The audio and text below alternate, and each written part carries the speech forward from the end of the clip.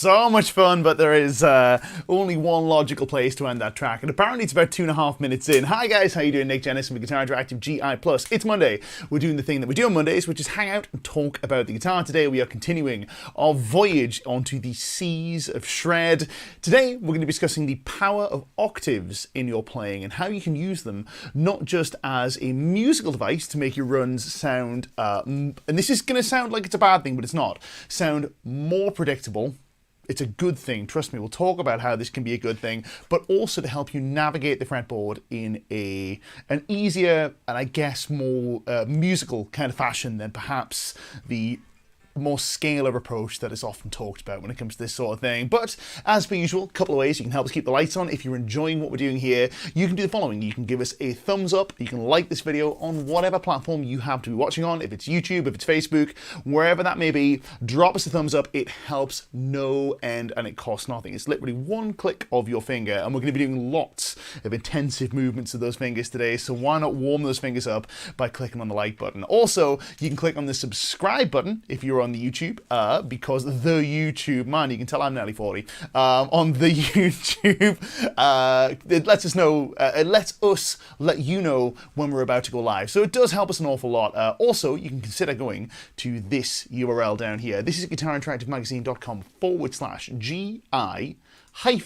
plus, that is the word PLUS, where you can go and get more guitar lessons like the one we're talking about today, but there are so many more. We have literally more guitar lessons than you can potentially get through in, geez, I don't know how many years, ages. We got lessons from, let's think about this myself, obviously, Sam Bell, Michael Caswell, Giorgio Cerci, Andy Wood, Andy James, Tom Quayle, Rick Graham, Ian Simo, Manelli Jamal, Don Alder, crikey Moors, the list goes on, Michelangelo Batio. We have some lessons by, you name it, we got lessons by him. We've got so many good ones, and everything from jazz to shred to blues, theory, improv, chord playing, being in a band, you name it. We got all that sort of stuff in there. So anyway, that's what you can do if you want to get some more guitar lessons. If you are a new viewer, I want to take this opportunity to thank you for coming on board and say how appreciative we are of you being here. We hope we're going to give you some fantastic information on the wonderful world of shred today. We're going to get into all that sort of stuff.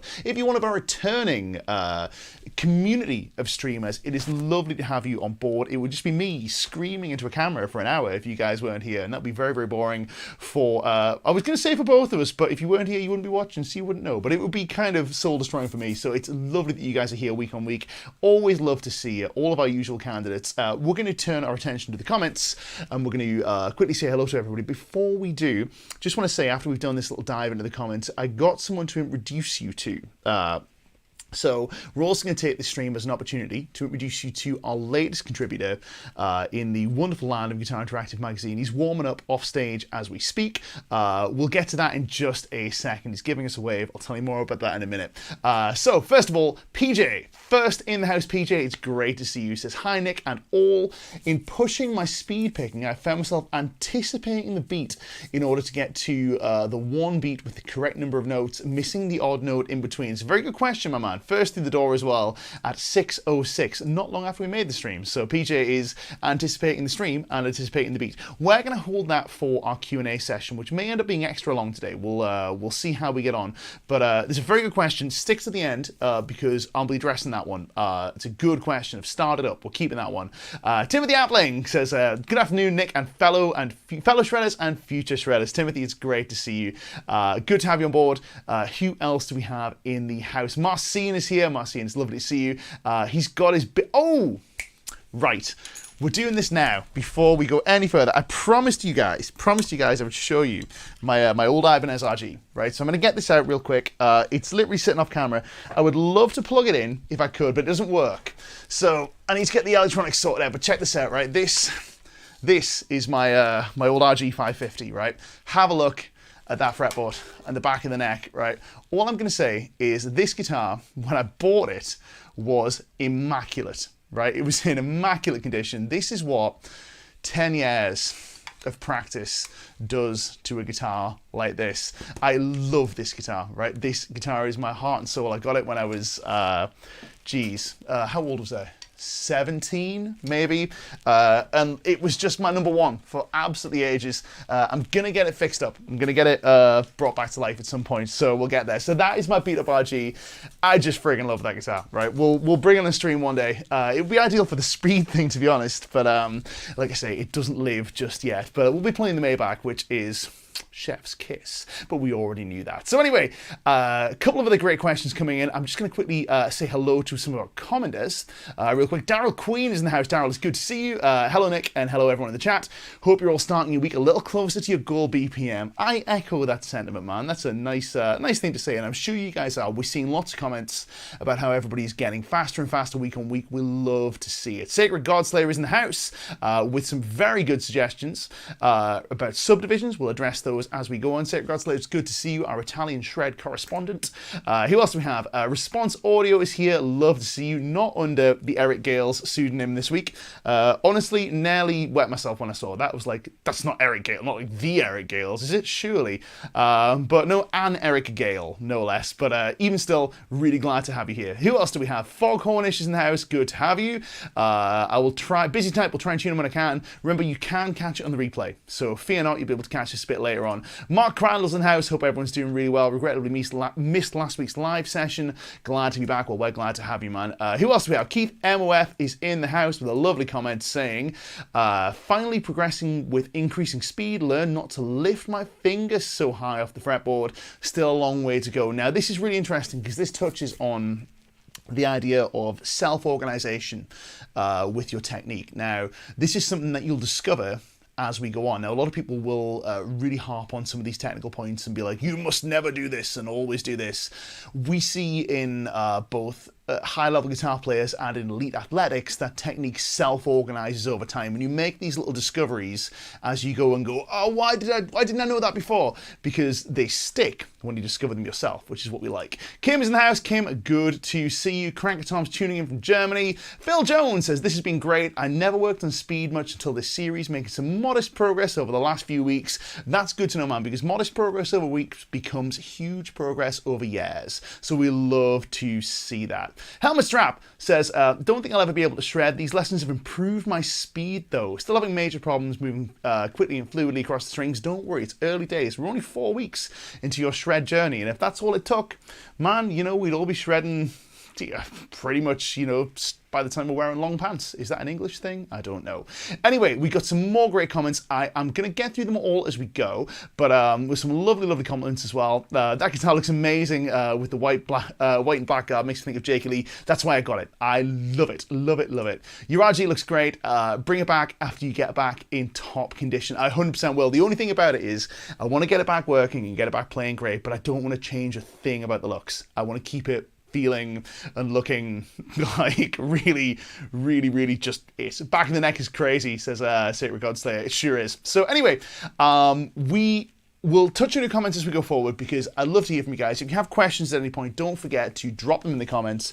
We'd love to hear from you. We'll be doing a full Q&A later in the session, but before we do that, I'm going to turn the monitors off. I'm going to throw my headphones on because we're going to bring a guest on the stream. Ladies and gentlemen, I would like to take this opportunity to introduce you formally to the latest member of the GI team. Now, if you've seen me muddling away on acoustic guitars before and thought, ooh, dude, no, stick to the shreddy thing, well, fear not, we have a man for that now. Ladies and gentlemen, I'd like to present you with our acoustic correspondent. Ladies and gents, this is Connor Thomas. Connor, hello, how you doing? You all right? How you doing?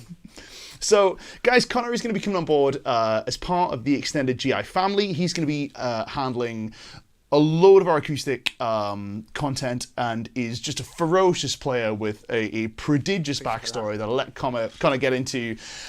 He's doing a bunch of lessons for us. There's a good Oh amount yeah, of people man, we're doing okay, aren't we? We're doing all right, yeah.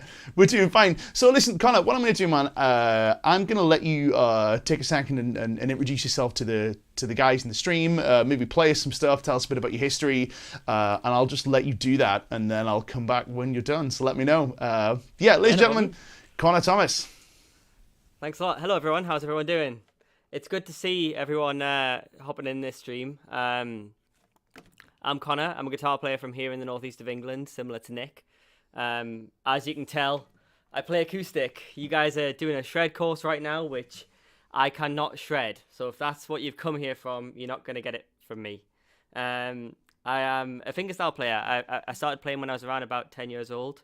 And I stumbled across a guy called Chet Atkins, who sort of showed me the style of music that I wanted to play.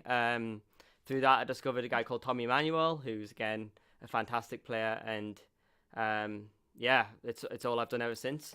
So it's a great pleasure to be on this GI stream and hopefully doing some content soon. Yeah, I'm looking forward to it. So yeah, I'm going to start by playing a song, I think, and hopefully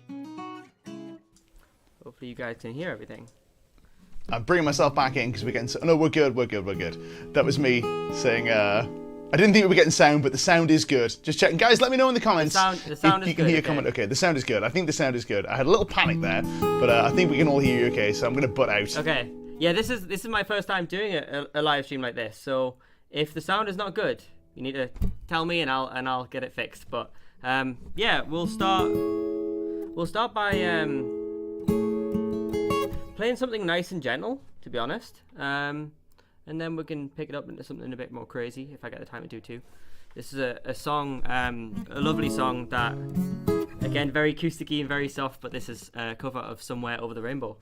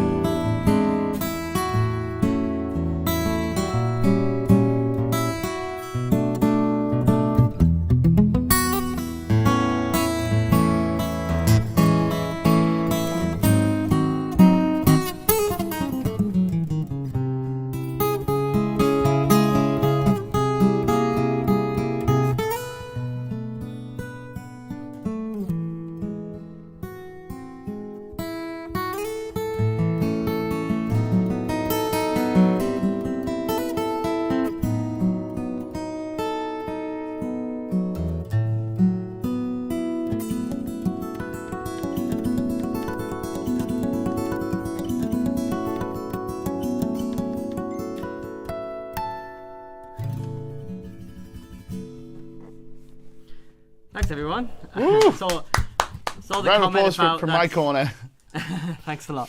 Thanks a lot. Love it. Yeah, that's. I know that's very much not in the electric guitar style, but I hope you guys enjoyed that. It's a bit of a different one. I don't know if I agree it's shredding. I think I would very much struggle to do what Nick does. You know, it'd be super difficult. Very much goes both ways. I'm sat going, whoa, okay, right. I'm not sure I want to play anymore. But no, that was stunning, man. I mean, I think it's an interesting one because if we take the definition of shredding as the modern definition, it's like playing really fast. But I think if we go back to the original definition, it was just playing really great. And like really playing like stuff that's like, oh yeah, that's fantastic, and you know, by that definition, for sure. So listen, you mentioned two. I'd love to hear another. Because if that's soft and chill, I dread to think what's coming. Just want to take a second for all of our friends in the stream though, to let you know that you can see Connor live at the London International Guitar Show on Sunday, 29th of October. That's 2023. It's not very far away, is that? No, it's this next Sunday? weekend. Wow. Okay. If anyone's around the London area, please come down. Please say hello. I'd love to see you there. It'd be cool to see some guitar interactive people out there. Come say hello. We'd absolutely. I would love to be there. I can't be there, but Connor's going to be there. Come watch him play and be prepared. Like, bring 2 buckets to catch your brains in when they run out of your ears. Because it's like, I'm gassing them up, but it's well deserved. Because like, man, what a fabulous performance. If you have one more for us, we'd love to hear from you. But if you guys are interested in seeing some more stuff from Connor, keep your eyes peeled because he's going to be doing some lesson content for us coming up, and a whole bunch more. So what do you have on the slate for us? We've got Jonathan's in the comments spoiling this for everybody already, but you got a couple of tech sessions, if I'm not mistaken, which are going to be in GI Plus. Definitely, we're going to do 2 tech sessions. The first one I think is we're going to tackle the style of Tommy Manuel. Now, Tommy to me is a legend with 1,000 different styles within it. So I'm not really sure how I'm going to achieve what I want to achieve in a short video lesson, but I'll do my best. And that being said, if anyone is interested in acoustic and interested in learning certain things about acoustic, I'd actually love to see it. You know, feel free to put a comment in, and I'll We'll make a point of it, and Connor's definitely going to be coming doing some more of these streams for us as well, so keep your eyes peeled for that.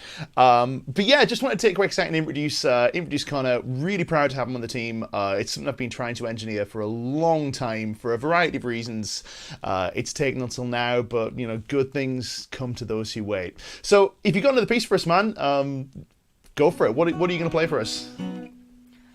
I'll do Africa. Why not? Oh yeah, nice. We love it. We were talking behind before the stream about Africa, the song by Toto, and we were just talking about how much of a challenge it is, and how I could never do the harmonies and the solo, and I'm just trying to work out a way of nailing it. So I've said it now, and people are going to be listening for the solo, and now I'm probably going to butcher it. So no, man, you're going to kill it. Do my best. I've heard Connor play this already today. It's going to be killer. So I'm going to butt out. When we come back, we'll be talking about shred, if that's what you guys still want to talk about. I mean, I don't know. I'm not sure I do, but no, who am I kidding? I love talking about shred, but we're going to let Connor have the stage, and then when we come back, it's shred time. So man, all yours. Do you mind if I shout out 2 cool things about Be my guest. Of course you can. The guitar I'm using, I know the guy who made this is likely watching, so I want to say hello to Sam McLaren who made this.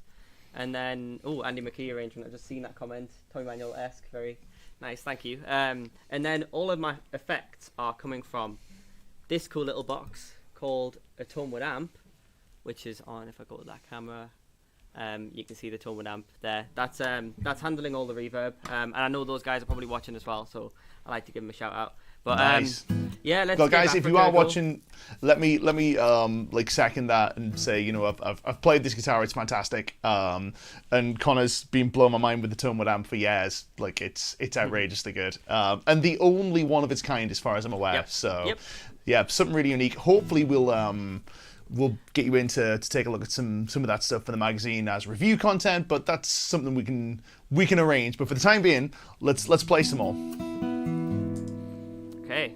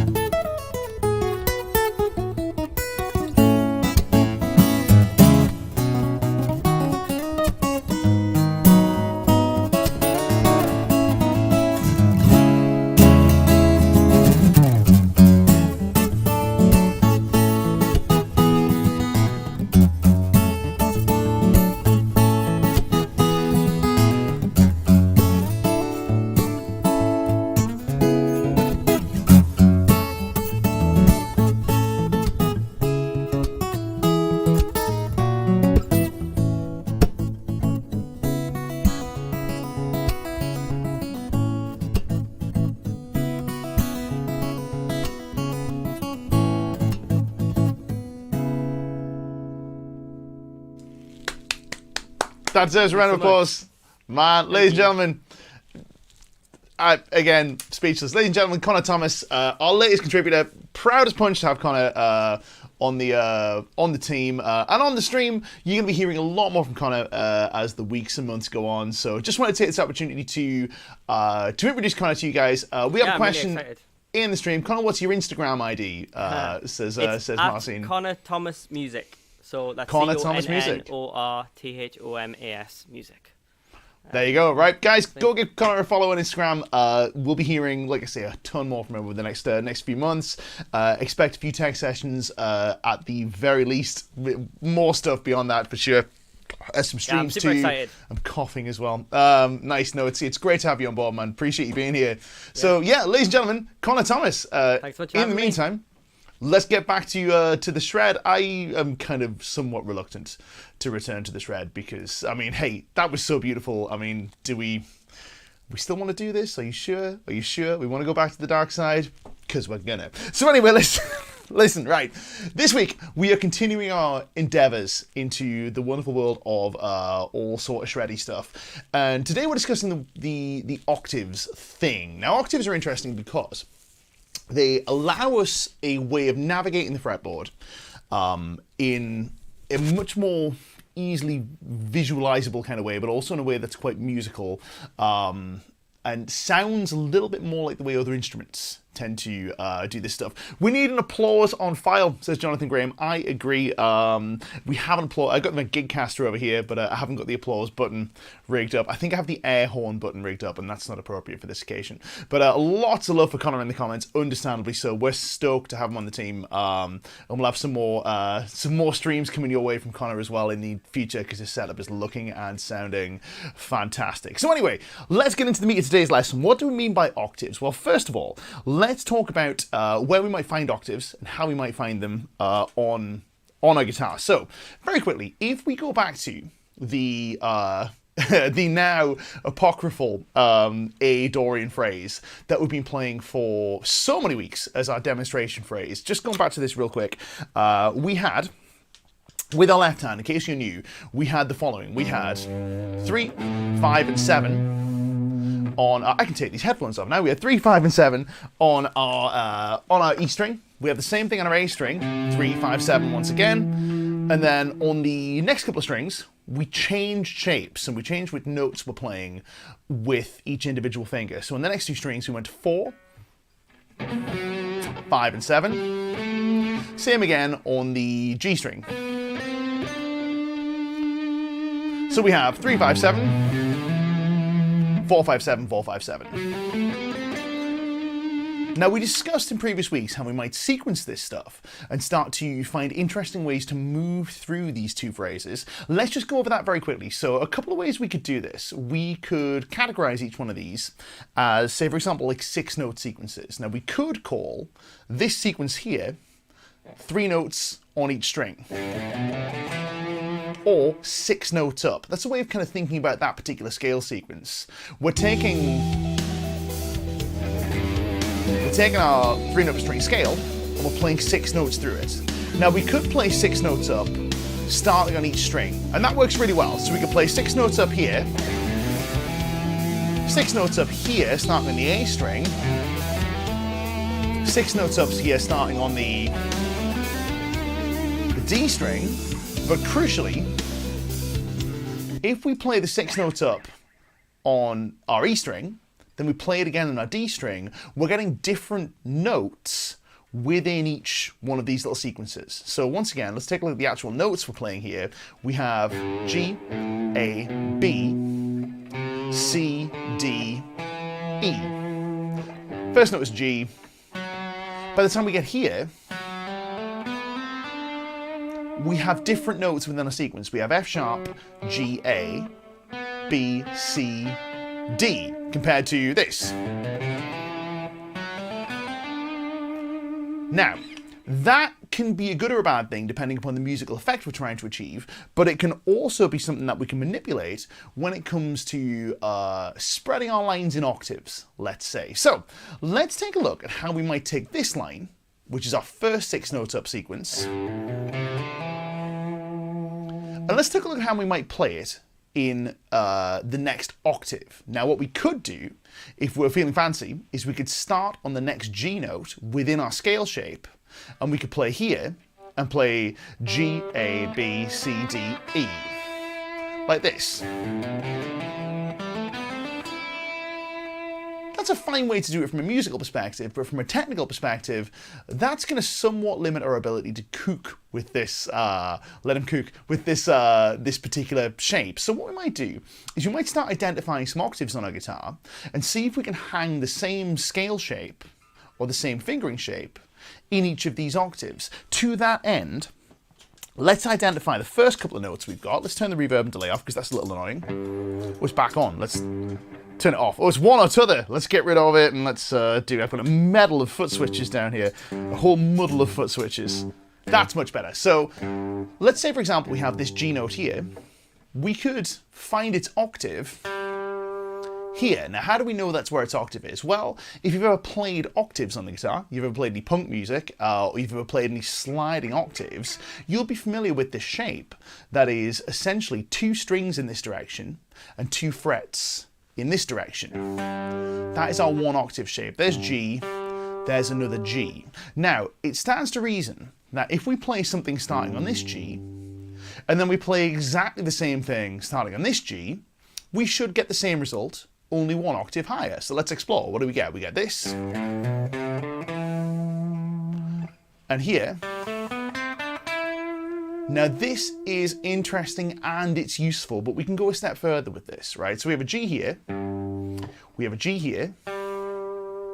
We can also find another G here on our B string on the 8th fret. So to recap, low E string, 3rd fret, D string, 5th fret, B string, 8th fret. Why is the 8th fret not the 7th fret? Well, because the B string is tuned funny. That's basically it. We can, if we want to lay the blame at anybody, we can lay the blame at the Spanish, I guess. I don't know.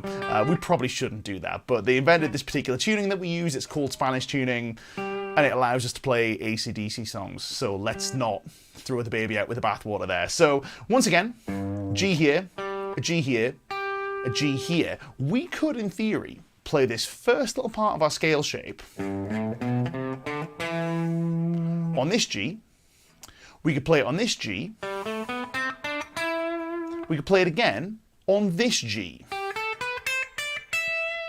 Let's go over those very quickly. So in terms of fret numbers, we have 3, 5, 7, 3, 5, 7. We jump up to 5, 7, 9, 5, 7, 9.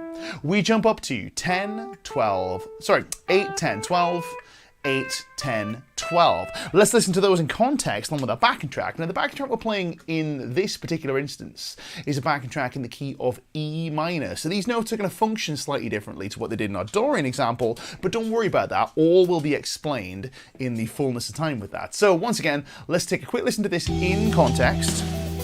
Let's go to the 2 me's. Let's listen to them fairly slowly. We're going to get this.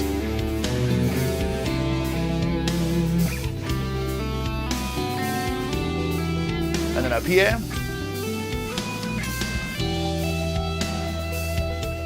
Now let's try that together a little quicker. So let's try playing our 6 notes up sequence, which gives us this.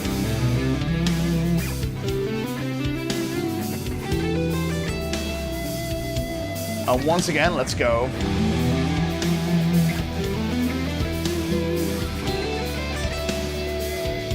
And if we connect them up without gaps, we get this.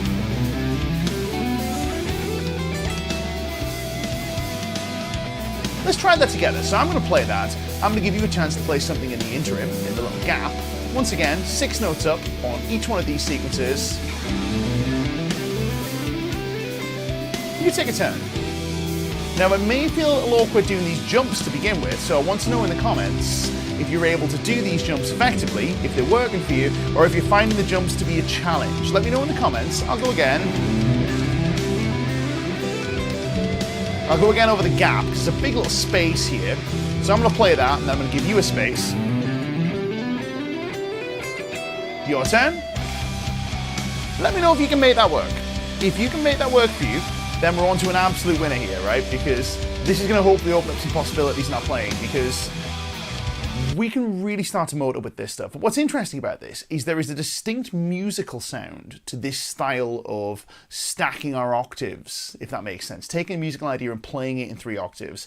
It's more akin to the way many other instruments will play this sort of stuff. So when you hear a piano player, for example, playing quickly, you'll often hear the same idea repeated in multiple octaves. That's quite an easy thing to do on a piano keyboard because of the way it's laid out.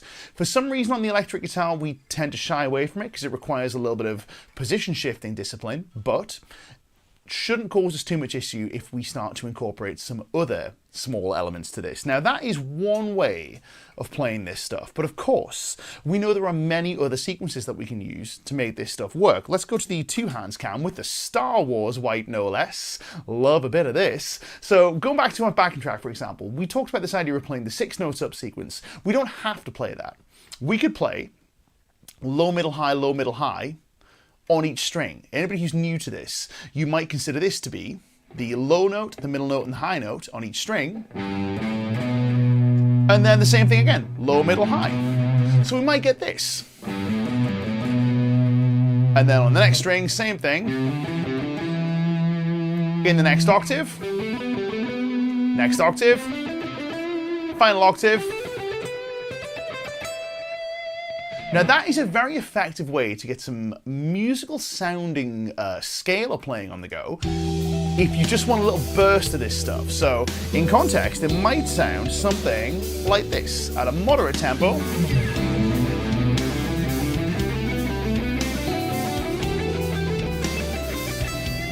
A little faster.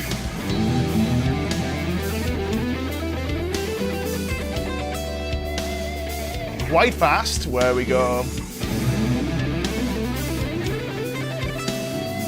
Now you can get a good look at the downward pick slant there, because this is an upstroke escape lick if we play it this way. So.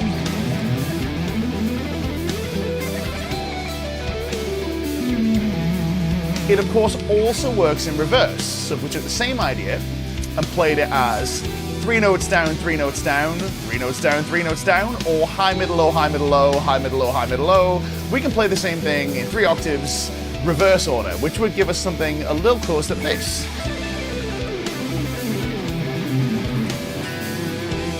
Now let's do that one more time. We don't have to pick it, we can do legato. With a slightly different sequence, it all sounds very cool and very musical, but it also gives us, this is my favorite thing about it, is it gives us a little cheat when it comes to the, getting all the way across the fretboard. Now you will have seen these huge fretboard spanning runs. They're generally made up of these kinds of landmarks where we have something and then we have some way of accessing the same the same piece of musical information in the next octave. We might not play that, we might play something else, but that's a fun way to stack this stuff. Now, here's a little extension on this that I hope is going to prove useful for you guys. So, in our previous explorations, let's go back to a clean sound for this real quick. Even though we've already outlawed clean sounds in the comments because acoustics are so good, acoustics are really good. So, I understand the desire to outlaw the clean sound. I really do. And let's be honest, not the cleanest of clean sounds because, clean sounds, a little on the dull side. We like a little bit of compression on them. Otherwise, you want to just play your acoustic. So anyway, let's go back to this one real quick. So we already talked about the idea of this business. Well, let's draw some quick conclusions about this little part of our scale shape here. This 4, 5, 7 part of our line. So we have 3, 5, 7, 3, 5, 7. We have 4, 5, 7, 4, 5, 7. Now this is an interesting little part of our scale because we can also loop this, you guessed it, in octaves. What do we have? There's an F sharp on the bottom. So if we play F sharp here, stands to reason, we can also play it down here, which is another F sharp, which would give us this 2, 3, 5, 2, 3, 5. Is that making sense so far? If this is making sense for you, let me know in the comments, because I don't want to go too fast with this stuff. I want you guys to really kind of be able to take this stuff in and make sense of it. So let me know in the comments if this is working for you. So we have 3, 5, 3, I'll say that again, 2, 3, 5, 2, 3, 5, which one octave away gives us 4, 5, 7, 4, 5, 7. And then you guessed it, a further octave away, 7, 8, 10, 7, 8, 10, which we could stack together like this.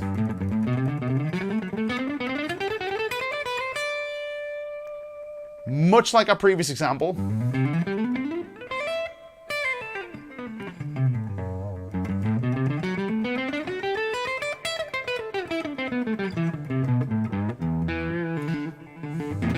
Now this is a really easy way to connect this stuff up, because, watch this, if we can play this, and also this, let's just play those lines together real quick. So it's 2, 3, 5, 2, 3, 5, 3, 5, 7, 3, 5, 7. Right? We can play those together. We understand that they connect up. We can also see that the 3 and 5 is common to both scale shapes. So we have 3 and 5 here, 3 and 5 here. It's just a question of whether we put the 2 on the bottom or whether we put the 7 on the top, right? Same thing. So either this or this. That makes sense so far? Well, if that's the case, then it makes sense that we can play the same thing the next octave up. And you guessed it, the same thing the next octave up. Now, that is an interesting phenomenon all of itself. So let's quickly get into that. I'm going to throw some gain and some delay on. Let's go back to our backing track. I'm going to leave it on the the one hands cam. And let me show you this. So we start with 2, 3, 5 and 3, 5, 7 on the lowest 2 strings. Make sense? We can then go 4, 5, 7, 5, 7, 9 on the next 2 strings. Then on the highest 2 strings, we can go 7, 8, 10, 7, 8, 10, 8, 10, 12, 8, 10, 12. Now all together, that gives us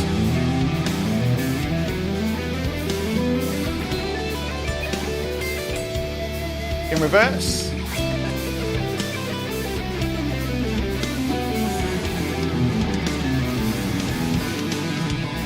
Now, that's useful in and of itself because it gives us a clear way of navigating all the way from this E all the way up to this high E. That is 1, 2, 3 full octaves of scale that we've played. But I don't want you to think about it as a scale. I want you to think about it as a pathway that you can maneuver through any way that you want. This is where this stuff starts to become really powerful, because what we can do is we can take, Helmet Strap says, a penny has just dropped. That's what we want to hear, right? That's what we want to hear. A little aha moment. We love those, absolutely love those, the little light bulb moments. I have 2 light bulbs behind me for just this reason.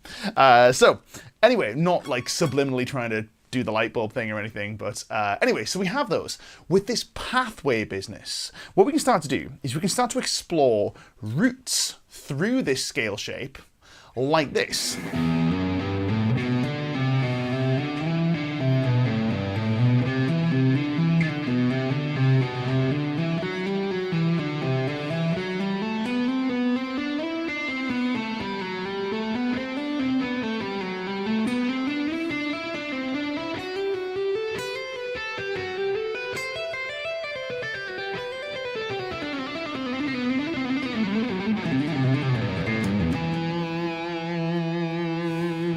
Now, what is that?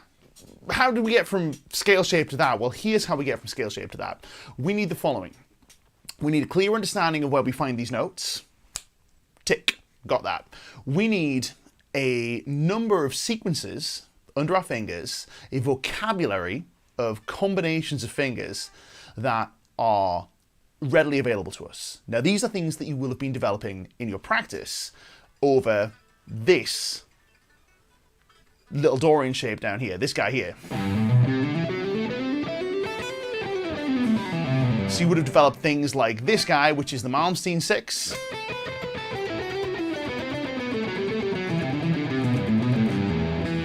You would have developed this guy, perhaps, which is the Paul Gilbert.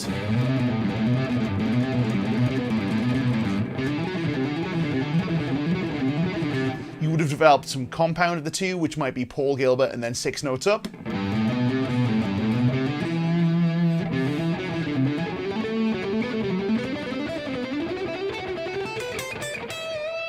You might have developed some others that feel good to you. You might develop some sequences with more emphasis on the pinky finger, more emphasis on the index finger. It doesn't matter. The point with this is you'll find your own individual routes through this. What we then do is we take these ideas and we just hang them on this route that we have through our scale. This route of kind of connecting through to our scale shape. And we end up with something that is eminently shreddable with comparatively little effort, if that makes sense. So let's go to the 2 hands cam. Let's just explore a few. So very quickly.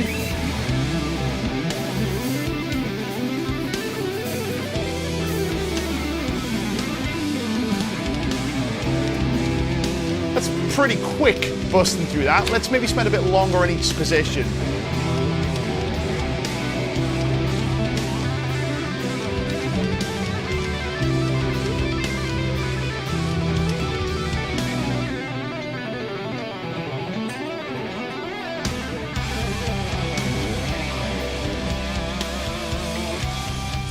That, dear friends, is the door cracking open to the world of shred.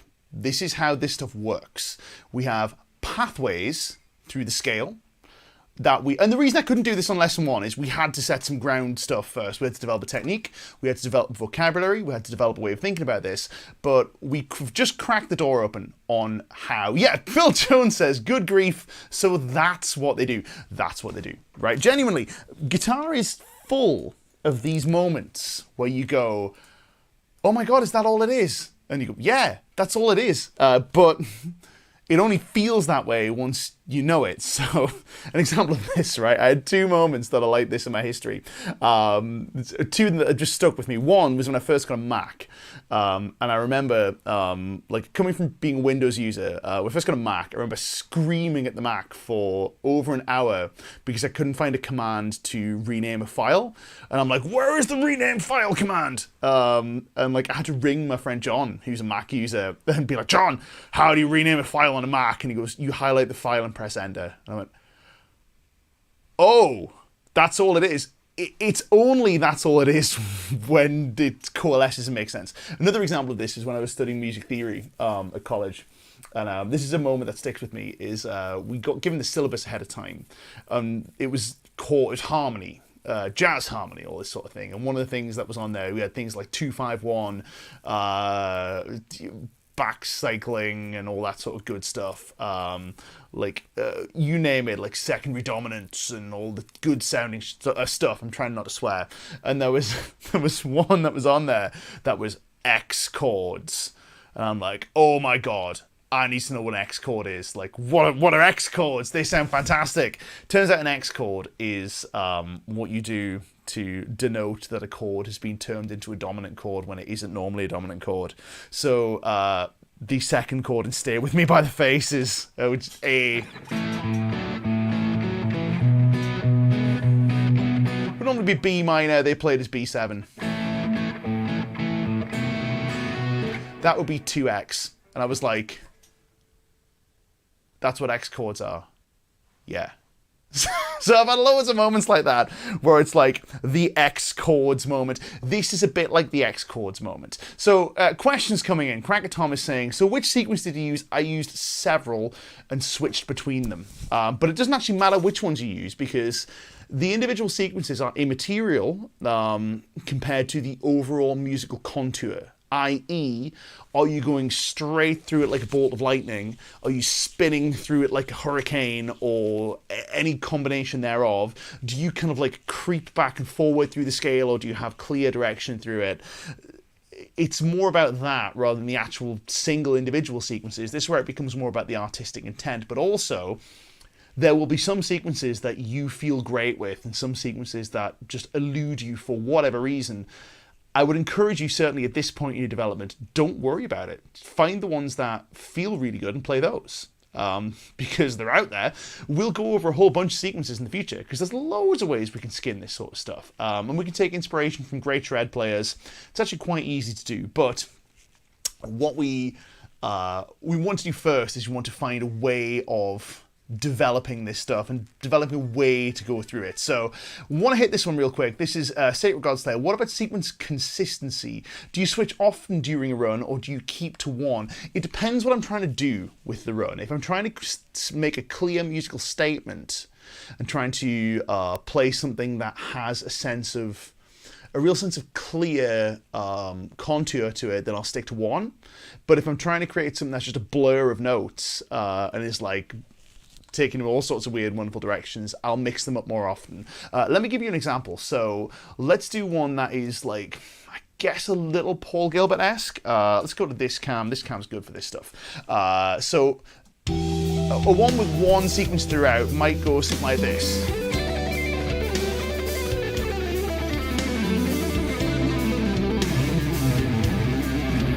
Let me do that again, because I'm trying not to overstep my bounds and go out with the sequence that we've done so far.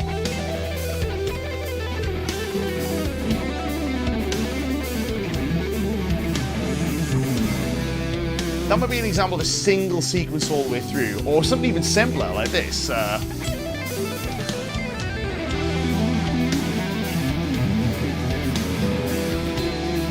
Now, just drift a little out of time there on purpose, but what we might do, if I was trying to mix it up, is I might do something more like this.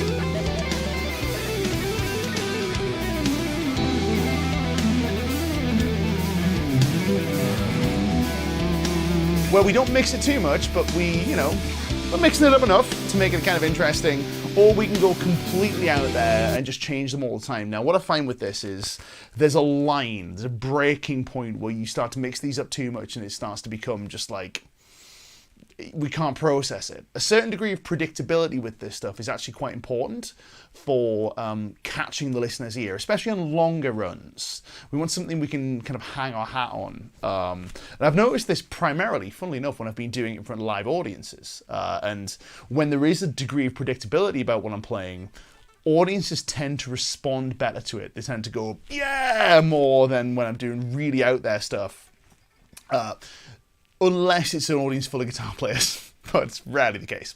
So, want to do one more quick little reveal on this. So, while we're on this subject, what we can also do with this is we can take any individual idea that we've been playing. Oh, by the way, forgot to say, the one at the top of the scale, this one here, well, you guessed it, that moves in octaves too, so it's here. And it's here, so we can get this.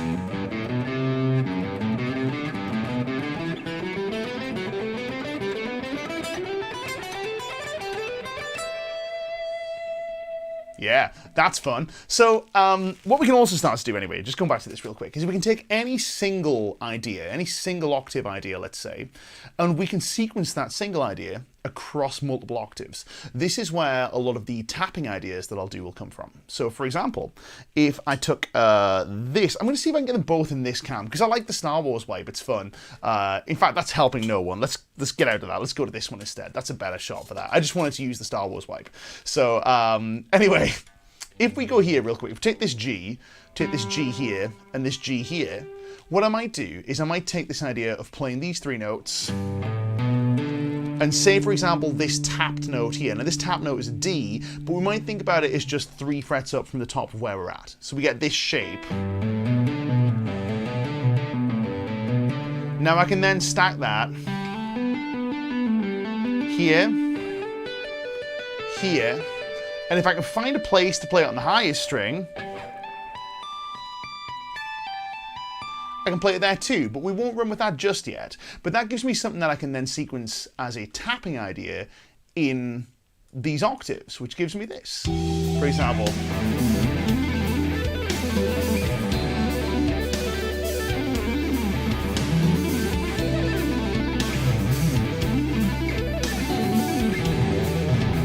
Now there I'm introducing another finger into the process, so what I'm doing there is just tacking another finger onto the tap on the top, but it doesn't really make a huge difference. It's fine here.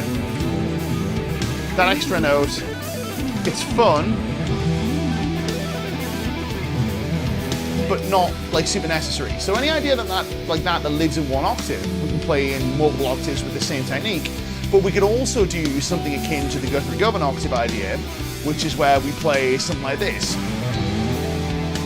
Same idea, but here we play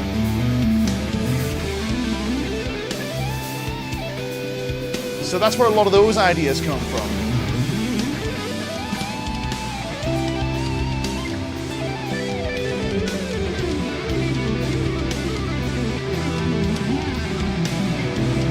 And if I throw some taps on that as well,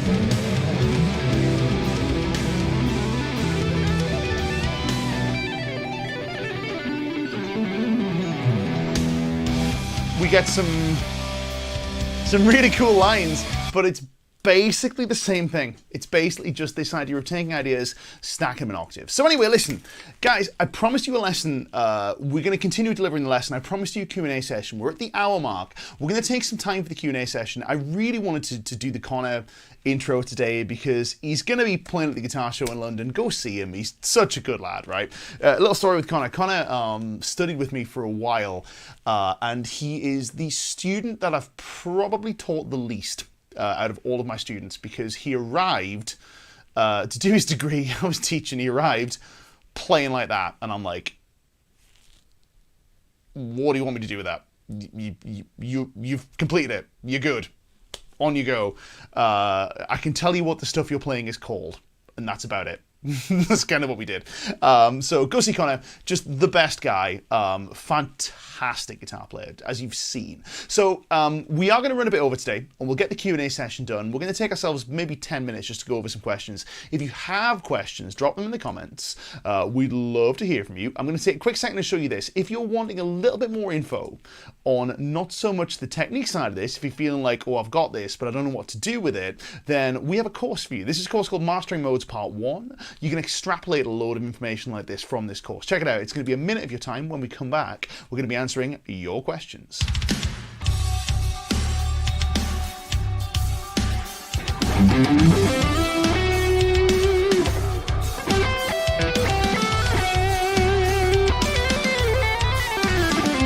Modes. What are modes? How do I use them? When do I use them? Well, modes are one of the things that the pros use to add excitement and colour to the guitar parts, and there is no reason why you can't use them too. Now, for some reason, people, especially certain online guitar teachers, love to make modes seem complicated and scary, but I'm here to tell you they really, really aren't. And in fact, if you know the pentatonic scale, I can show you how to play modes with just 2 extra notes. In this course, I'll show you how to play killer sounding guitar solos using modes without any of the mystery. You'll learn how to play musical sounding solos all across the neck in any key, crucially without sounding like you're just running up and down scales. So, if you're ready to take this next step with me, click the link to find out more.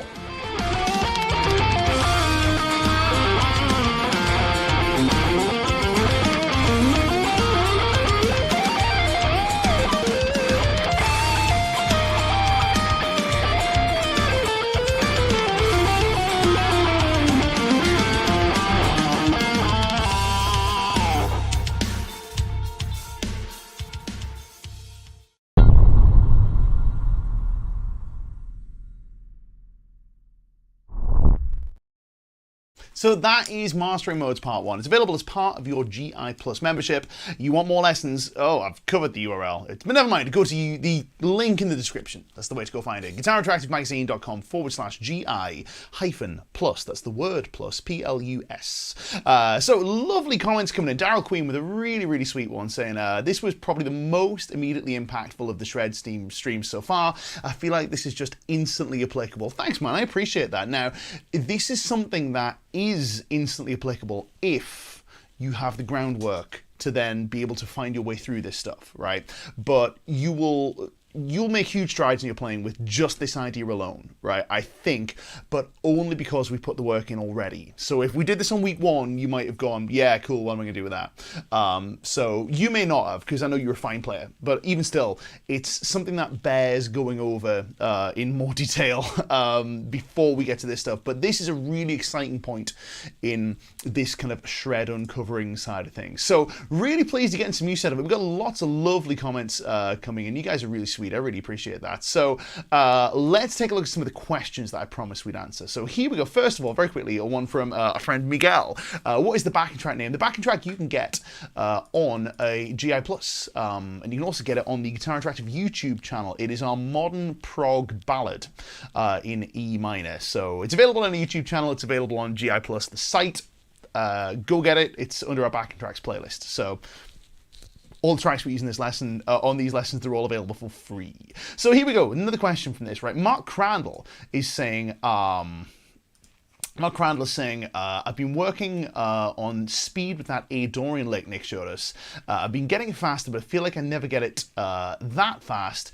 Too much tension in my fingers. I just want to head this off and say that if you haven't devoted large swathes of your life to the shred thing thus far, if you haven't claimed the mountain of shred and meditated under the waterfall for a given amount of time, you don't have to spend years of this, right? But if you haven't devoted a significant amount of time for this, I wouldn't worry about that at this stage. I would just keep plugging away. This sort of thing will take a bit of time to set because we're actually creating physical adaptations as much as we are doing anything else here. This is like skill acquisition in sport, which takes time. So it takes a little bit of time to really kind of like make these wiring changes, for want of a better word. Now, you're not a machine, you're a complex biological organism, so you don't have wiring in you, but even still, the analogy stands. We're actually physically changing the makeup of the connections between your brain and your hands, and it takes time. There's remodeling going on here.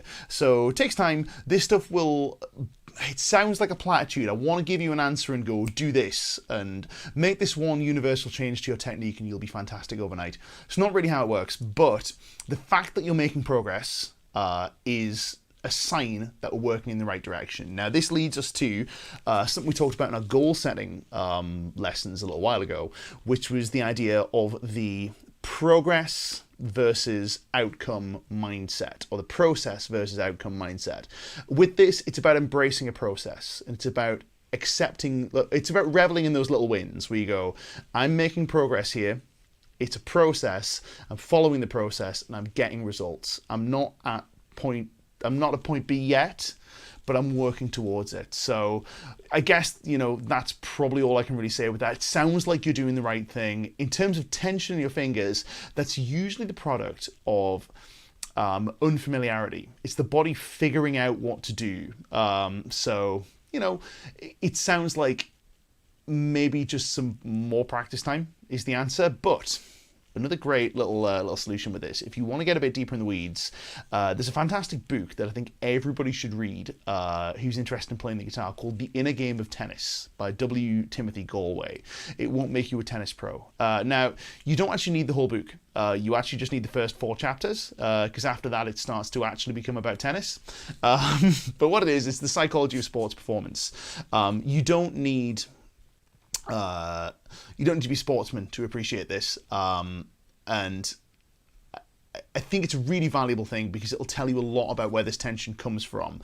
Another really good one, if you want to get into that, is a book called Thinking Fast and Slow, which again, really, really interesting stuff with this sort of business. But that's something else we can talk about later, like recommended reading, if that makes sense. So we got another really fun one from Daryl Queen. It says, it's so easy to default to the stuff that feels and sounds good to us, but the stuff that challenges us is also what grows us. 100%. That is a really great sentiment. I appreciate you taking the time to type that out. That is 100% the deal right now. Confronting our not our weaknesses, that's not the right word, but confronting the things we want to improve on the guitar can be a little daunting, because it can be very comforting to hide in the stuff that we do well, but poking your head over the parapet and not being afraid to confront new ideas and things that don't feel super great immediately is the road by which we make progress. And that's what every great guitar player does. They confront, or every guitar player that continues to make progress in the instrument. They do that. We're starting to get some connection issues. I thought we'd been doing so well for so long, but that's okay. We'll live with that. So a couple more quick questions very, very quickly. So a couple of really, really good ones. I'm going to take this one very quickly. Let's see. Is the key muscle memory, Nick? I seem to stumble at points and think we need to think about where the next note pattern is. It is to an extent. Now, muscle memory is often kind of misunderstood. I think what's better to think about with this is skill acquisition. So skill acquisition in this sense is the skill of rapidly finding the note that we want without stumbling. And this comes with time, it comes with repetition, it also comes with variation. So a lot of the best studies we have on the subject suggest that a varied practice routine and close variations to the thing we're trying to achieve help us to learn how to solve these mechanical puzzles quickly. I guess here's another one. So an analogy for this is I read an interview with somebody who was talking about violinists, and they talked about how high-level violinists play in tune. And it's like, what do you do? How do you play in tune? Are you just really good at remembering where to put your finger to get an in-tune note? And the answer came, no, that's not what we're doing. What we're really good at is we're really good at quickly hearing if the note is sharp or flat and reacting. So it's not so much being able to remember exactly where to put your fingers, it's more about having the skill to react and be able to quickly calculate where the next finger has to go, rather than just kind of remembering where it goes, if that makes sense. Very philosophical stuff, but really interesting nonetheless. A very interesting question. We are going to take maybe one or two more. Live to play guitar. Great question, says Nick.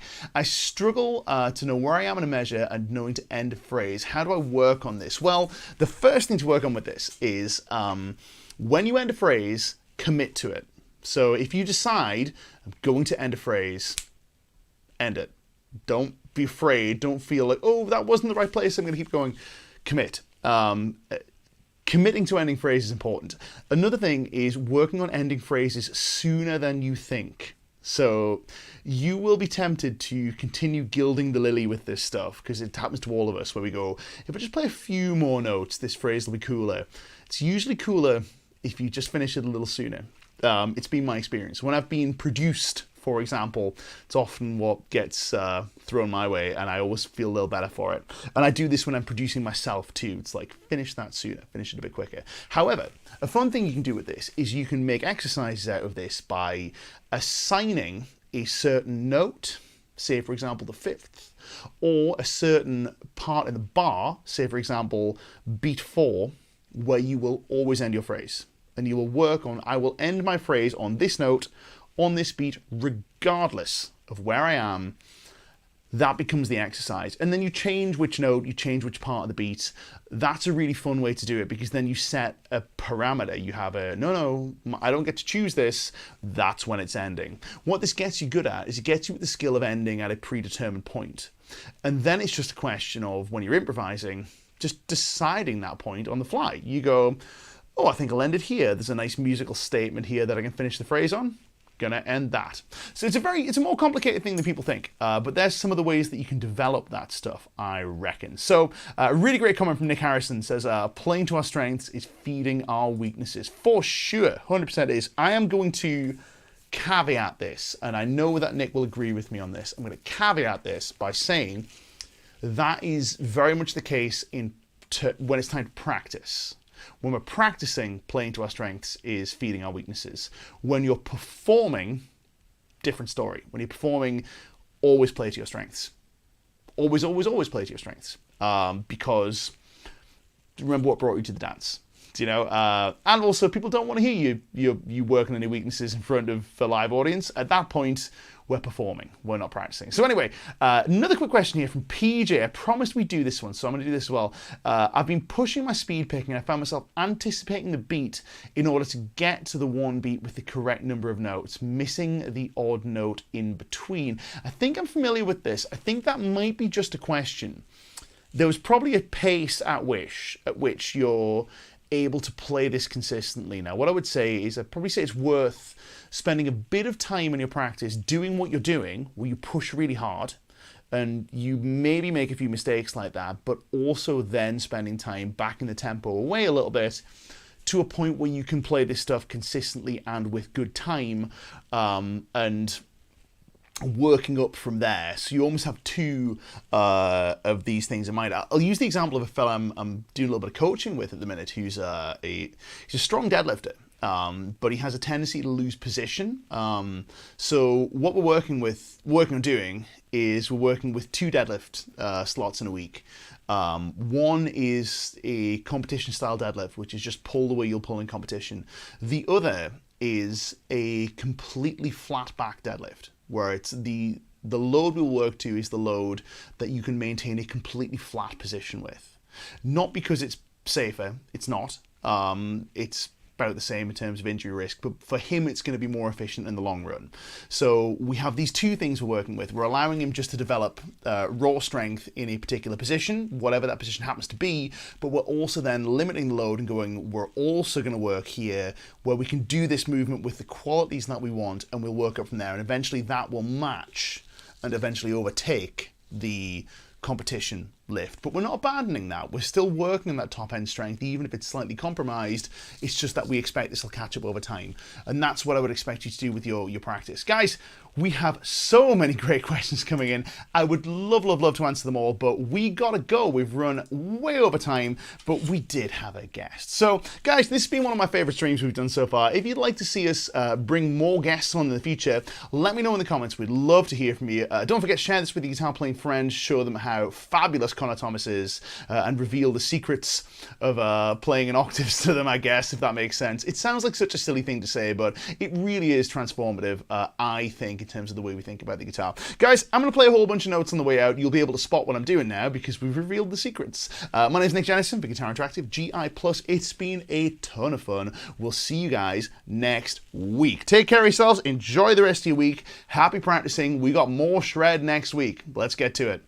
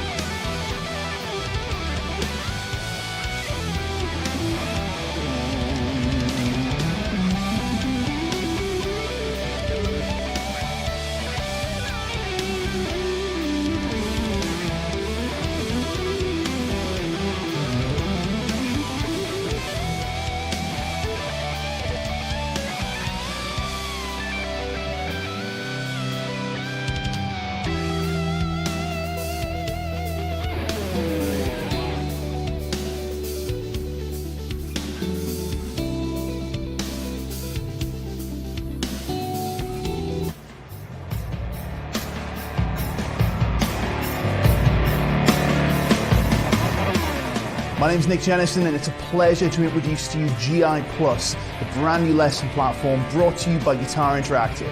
We've assembled a team of the best players and educators in the world to bring you exclusive lessons covering everything from metal to blues to fusion and everything in between.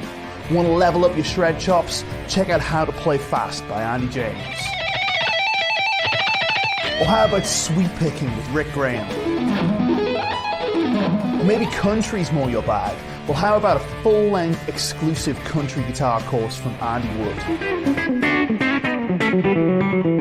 Interested in learning how to play over changes? Well, members get access to hours of exclusive lessons from Fusion Maestro Tom Quayle. Or maybe you want your playing to sound more soulful. Well, who better than Chris Buck to show you how it's done?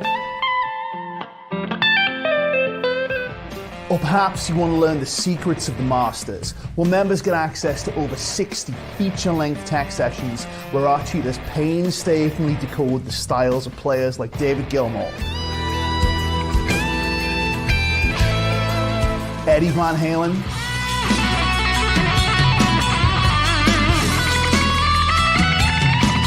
John Petrucci, Larry Carlton, Slash, Tosin Abasi, Paul Gilbert, and many more.